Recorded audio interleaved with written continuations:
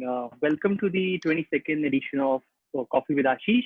And, in this show, one of the areas which we haven't touched upon in a lot of detail, I believe, is actually the inbound. Although we had few weeks back Deepak Deva from Sita with us.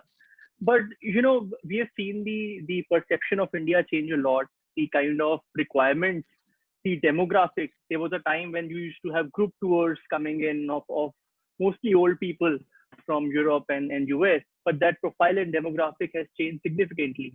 And the expectation which the inbound traveler has, the kind of experiences they are looking for are a bit offbeat.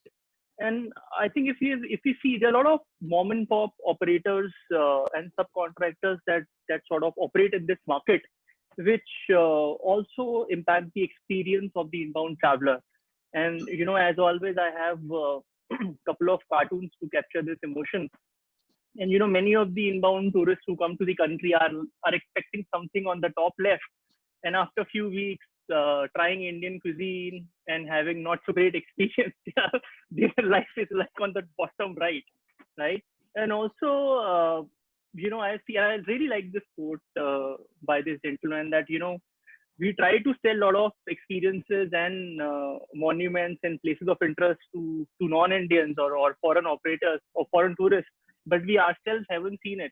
And that shows when we are trying to sell it, and the entire hand-holding of the inbound traveler, it sort of come across as our people are not very well aware or trained on those destinations. So I think, but we have come a lot sort of far from these, sort of on a serious note, these jokes and these anecdotes. And now companies like La Passage, which we have today with us, I mean, they have really organized this play. And I think 3-4 large inbound operators have really made sure that they work closely with the tourism officers and with the infrastructure management, with monuments, with heritage sites. And they have tried tried to play their part to actually make this experience more and more seamless. And we are really happy today to have with us Amit Prasad from La Passage, and I'll call it LPTI as it's well known in the industry as an acronym. And a brief about the history. Some of you might know that the group is majorly controlled by a family legacy in the travel industry, which was started by late Padma Shri Inder Sharma ji, and then his son Arjun Sharma. And they had set up Sita, which was the first, I think anybody who has been in the travel industry, the first real travel company or travel agency coming out of India. I think Sita was the one in many ways that defined that how you could have a professional travel agency coming out of India. And of course, it was later on acquired by Pune in 2000. And then, this family business sort of set up La Passage. And now they have diverse business interests. Many of you are aware of. They also control the Select City group, so Select City Walk and these kind of hotels they own. So it's a diversified travel and hospitality group. And now, of course, even in LPTI, the Russian billionaire Alexei Mordashov, backed TUI, now has controlling interest in LPTI as well. And looking at LPTI, Amit, I really like the tagline which you guys have, that we are dream merchants, which I think is really amazing and testimony to the way you position yourself. And Amit, of course, is the CEO of LPTI, and he's got over 40 years of experience in inbound tourism. And LPTI in itself has spread its wing across with more than 350 staff in India and overseas. And I think one last interesting point before I'm going to hand it to Ashish is that both Ashish and Amit actually started their travel career on the same day with the same company on the same level. Both were in, if I'm not wrong, in Oberoi as management trainee in 1979, if my memory serves right. So it's really, I don't know, it's a play of luck or coincidence that, we have somebody with us today, that our host Ashish, and he started the journey on the same day. And it's so amazing that after 40 years, it's sort of a, reunion of sorts, that both of you are here, and both of you are, of course, leaders in your own field of work. So with this, a very warm welcome to you, Amit, to our show. And I'm going to hand it over to Ashish to have a conversation with you while I sit back and enjoy my coffee. Thank you, Karthik. Amit, how's your coffee? Good, good. Oh, great. So in fact, little trivia here for the audience. Same day, same time, same year, same everything, same boss, who of course has passed away since then. God bless his soul. Yeah, Amit and I started our journey in the travel trade together. And little did we realize way back then that we would be staring at a phenomenon, which is a black swan event, which would hit our life 40 years later, which will really flatten the world. And that's what really it happened. I think nobody would have been able to look back that much ahead, or even in a short term. But coming back to you, Amit, you work for TUI now, and TUI practically captures the mood of the entire traveling community globally. It is one of the largest tour operators worldwide, certainly the largest as far as Europe is concerned. It is spread across various countries in the world, and Europe especially. And so therefore, my first question, which is posed around, actually has multiple questions. One is that, what do you see the business outlook globally? When do you think it will start returning? Because it also depends on a country centric. Austria could be different from Switzerland and so on. And how do you see the return of the holiday makers from these various countries? First, the confidence of traveling, and second, of course, to India specifically. So like I said, it's a many question into one. So, Karthik and Ashish, thank you very much for giving me this opportunity to be here with you. Just Karthik, I wish you not keep on pushing this 40-year bit again and again. We are still young at heart. Ashish, coming to your question, TUI is cautiously optimistic about the business restarting. So I'm pleased to tell you that the business has now started in Europe. And as we speak, TUI is operating roughly 20 flights from Germany into Spain. So that is very, very positive. The business in Europe has started.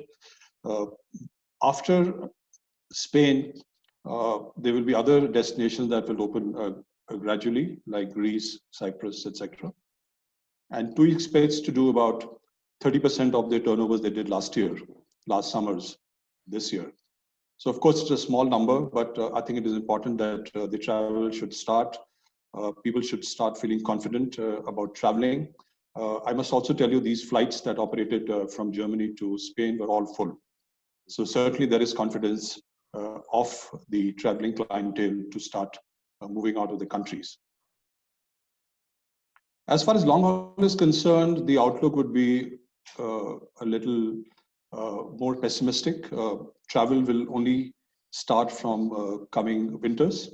However, there is a bright spark for India. TUI has announced 5 flights to Goa starting October, and they will carry on till May. There will be 3 flights that will operate from Manchester, and 2 will operate from Gatwick. What is very interesting is that TUI opened the bookings to Goa on the 15th of May, and as on date, the numbers are up by 25% over last year.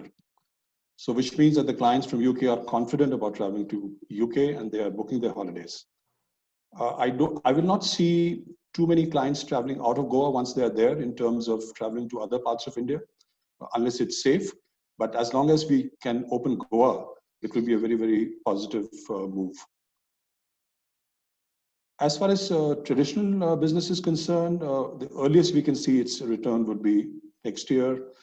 Some business may start in the early months of 2021, but the eventual return will only start from October 21. Right. So the takeaway from that, of course, is that the European market actually is beginning to see some movement happening. And obviously the pipeline is pretty long, but yes, something is happening there. One thing, Amit, has always bothered me personally, being a very technology-driven evangelist in my own way, that the inbound business, and not necessarily your company, because I know your company has been one of the pioneers in doing this, has been very poorly invested in technology, not only at the front end of a customer interface or digital, but even in terms of the back-end processes and so on. So now with the impact of COVID, do you see the digital platforms is a new way forward in COVID? And how do you see India inbound as such in totality adapting to these times? Ashish, you're right that inbound has not been very technology friendly, and there are reasons which I will speak about later. Right. One good thing coming out of COVID is that we have no choice but to work overtime on our digital platforms. As an organization, we are investing a lot of manpower, finances on developing platforms that will provide contactless travel to the people right from the time they book the holidays till the time they confirm it and till the time they're in the destination. They will come across minimal human contact. So these programs are in advanced stages of finalizing. So TUI is very clear that the business for the future will operate primarily on these, on these platforms. As far as India is concerned, yes, we are looking at the same platforms. India, is very technology friendly. So as far as technology is concerned, there is not a problem. The challenge we face is converting our complicated multi-day itineraries onto that platform. And this is what we are working at this moment. You know that India trips are average 10 to 15 days. They travel multiple cities. They use multiple modes of transport. There are various experiences. There are various sightseeings. So that makes the project a bit complicated. But having said that, we are definitely committed and in advanced stages of developing these platforms, even for the Indian clientele. Yeah, very heartening that, because with the way internet and emerging technologies work, it is possible, of course, theoretically, to bundle in whatever you've been saying as various components to present it as a package. But coming now down to the operating of the business, actually, that's right from the arrival to the departure. That's the terminology we use in the inbound business. With so many standards to be maintained, there are hotels maintaining their own standards, the states maintaining their own standards. There are various components, be it monuments, be it guides, be it transportation, you name it, there are touch points, it touches across. So how would one instill A, the confidence in the clients first, and B, you as a CEO, what do you think will be the mechanism to monitor that the transport given to a customer in Patna, assuming Patna, or Bodh Gaya or Nalanda, the guy wiped the steering wheel and you made sure all protocols were being followed the manner it should be? What would be your thought in that direction? Ashish, to be frank, yes, it is a complicated exercise. To ensure uniformity of services across the Indian cities is very tough. However, we have worked on detailed SOPs post-COVID operations to ensure that we minimize some of these shortcomings. So there are detailed standard procedures that have been laid out for all activities, starting from the time that the client lands into India till the time he departs. It is very important that the SOPs are backed by training, and that is what is happening at this moment. So we would look at introducing cities in a phased manner. So if, for example, we don't feel confident that some cities are ready, we would then not tend to introduce them in the first go, and would be more confident where we have our own offices, our own setups, etc., to first push those cities where we are sure that the service standards would be delivered. Yeah, and sure, again, technology will play some role there. Exactly. I'm visualizing something like a self-attestation from a chauffeur in Bodh Gaya, who says if he was to maintain 5 protocols in the car, before the duty is generated to him, he actually ticks the boxes and say, yes, I've done it. At least you have a self-assured attestation from him, he's done it. Whether he does it or not is another matter. And then it comes as a dashboard across, you as a CEO. Yeah, so obviously a lot of investment needs to come in by the players in some form in driving these standards in operations too. And in a lot of webinars and discussions, they've been talking obviously of domestic tourism growing first, etc. I also believe that there is a method in which that will grow. It's easier said than done to say it will grow. Leave aside how you will create the demand, leave aside how you will service the demand. I continue to make a point that the railway network in India, for example, there are 23 million seats a day to be sold. That's pre-COVID, of course. Now the trains are not running. And Amit, do we know that there are only 10% of those seats, which is 1.3 million, which are automated through the IRCTC? So there's a huge amount of non-automation which is going out there. But coming back to the question of domestic, what are your views on that segment? And do you think that strengthening this segment in some manner, and Karthik did make a point about not knowing about our own country or not able to set up a platform about our own country, do you think it will actually lay a foundation for a better tomorrow for the inbound business? Ashish, there is no doubt that domestic is a huge segment. I mean, we have seen that the number of travelers from India that travel within India is several times more than the foreign clientele that comes into India. So, having said that, we as a company are looking at this segment seriously. We are still not sure what will be the size of market that will be open to organized companies like ours. In the post-COVID scenario, we see that the Indian clients will have, or the domestic clients will have similar fears as foreign clients in terms of traveling to other parts of India. Added to that, there would be restrictions that each state would put that would then again affect their travel to that particular destination. So for quite a bit of time, travel would be closer to the cities where they live. It would be more in terms of self-drive, in terms of taking their own cars and maybe just going for weekends or booking hotels, etc. So that is not the segment that is really open to professional inbound companies like ours. We want to move to the next level where there are organized holidays that are booked by the domestic clients. So eventually we will get there. I'm not sure how much time will it take for this mindset to change from shorter holidays to longer holidays to different parts of India. Yeah. So when you talk about organized companies such as yours, let me just throw in, for the sake of throwing in, a very unorganized market known as the pilgrimage and the yatra market. Today, the demand, as they say, faith can move mountain. Let me tell you, no corona, no COVID would hold back a faith. And today, that's pre-COVID, that is, 63% of the reason why people travel is for religious purposes. And religious is probably the most unorganized market. People walk for miles and miles and miles to visit the shrine or the temple or whatever they visit. So perhaps that's an area which an organized company like yours could look at, see how the pipeline could be automated, how that pipeline could be served better. And one more thought, if I may add, Amit, you talked about self-drives and shorter holidays not being your market. Companies such as yours have the capacity, have the appetite to do it. Perhaps you would like to see what can be done on caravan tourism.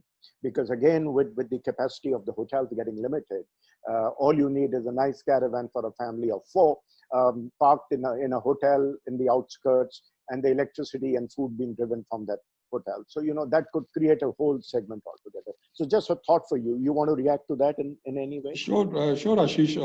Pilgrimage tours, definitely we should look at it. And I know that within that segments, there would be segments of mid to high-end clients who would seek professional planning of the holidays. We know that people go to Katra, they take helicopters, they take chartered flights, etc. So there would be a segment that would certainly appeal to us, and we would definitely work on that. Caravan tourism also is something for the future. It will be more or less long-term because I'm not so sure how much time it will take for such investments to happen, and whether our roads are ready across India to take these camper vans to travel. But maybe long-term, this segment would eventually emerge. Right. So we've already earlier on, we have addressed the European demand and how it's sort of reviving and what India would be. What do you expect now? Do you expect the Department of Tourism, Government of India, the state ministries to also transform themselves the way they should look at India and marketing India overseas? Ashish, it is a difficult question, and business coming back to India is tough. Not because there is no pent-up demand. We know that most companies till February were having the best years of the business into India. So the businesses were booming till February, and then this crash happened. So there is definitely pent-up demand, but of it to come back would be a little slow. So I see business coming back to India essentially maybe towards this year end in very, very slow numbers. Early winters, again, slow numbers, and the likelihood of numbers coming closer to the 19 figures would only be by October 2021. That is also because India has the cases which are shooting up, so that's not really creating a good impression. We have to see how fast the disease starts to come down, and people will not travel if they think that the destination is not safe. Right. So, I just want to deep dive in the same questions about the role of the tourist office. Do you see them being changed, the way they operate today and versus what they should operate tomorrow? Well, we know this from quite some time that the tourist offices have not been active across the world. Definitely, this is the time for Ministry of Tourism to get its act together.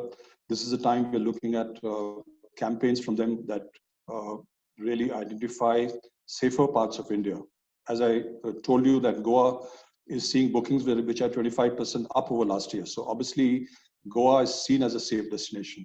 I'm sure Kerala would also be seen as a similar destination. And if we can plan programs that actually involve minimum stay in the metro cities, and then these programs move into some of these safer areas, I'm sure the demand will grow faster. But it's very, very important that Ministry of Tourism looks at launching campaigns, launching awareness, videos, movies, etc., that projects India as a safe destination. Right. Yeah, they have a role to play, certainly. And lastly, just as a matter of discussion, I'm on a panel tomorrow, which is addressing economic growth in the northeast of India. It's addressing all the industries, not necessarily tourism. I happen to be the tourism guy on that panel. And while I was doing my research, I realized that, of course, they call themselves, of course, 7 sisters and 7 states. The kind of information available for digitally or otherwise, and the kind of theme holidays you can build around many of the states there is very insufficient even for guys like us, let alone the potential foreign travelers. I don't know if you will expect the Americans, which are really long haul, to go to Assam. They may if they have a special need or an interest to it. But certainly in and around that area near India, do you see Northeast to become a hub? And it's been a very safe area so far. How do you react to that last question before I pass it to Karthik? Ashish, we know this for a very, very long time that Northeast has a lot of potential. And it's not that we have not tried to promote it. Yes, there is a lack of information, etc., and there has been a limited interest. But primarily, I find that why Northeast has not progressed is because it lacks infrastructure. I don't know if you've been there. You must see the condition of the roads. You must see the quality of the guides, the quality of the transport. There are limited hotels available. You can't do mass tourism. I mean, you can't take larger groups, if not mass tourism, to these regions. So it is really a catch-22 situation. So for Northeast to really look at a growth in tourism, it also has to focus in terms of developing the infrastructure. So once that happens, I'm sure post-COVID, Northeast has a lot of potential. Right. So obviously there is a case for private government partnership to come in many areas in Northeast, and let's see Definitely. How that goes. Yes. So on that note, any last minute thoughts which come while we've been talking before I pass you to Karthik for any questions? No, we are keeping our fingers crossed. We are engaging with our tour operators. We are launching regular marketing campaigns so that India is in top of mind recall. And we are hoping and praying that the business starts to come back as soon as possible. Yes, and thank God for net and webinars, etc. We are still able to keep in touch with our customers and exactly.